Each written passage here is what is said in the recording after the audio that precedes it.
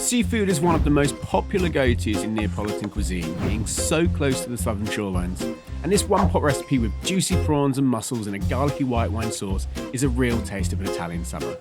Start by adding your prawns and mussels to a bowl, then drizzle over some Napolina olive oil, followed by the salt and pepper, garlic and chopped parsley, and mix together, then leave to marinate. Next, add another drizzle of Napolina olive oil to a large pan, add the butter and garlic and onion, and sweat on medium heat for a few minutes until they become soft and translucent. Next, you want to mix in the orzo thoroughly, then pour in the white wine, followed by the fish stock, then add some salt and pepper to your liking, followed by the saffron, chilli flakes, and the juice of half a lemon, and then mix together until all combined.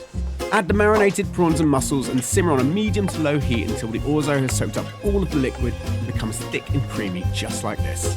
Then serve up into 4 bowls and squeeze a juicy wedge of lemon over the top and dig into this delicious summer recipe that will have you dining al fresco in no time at all.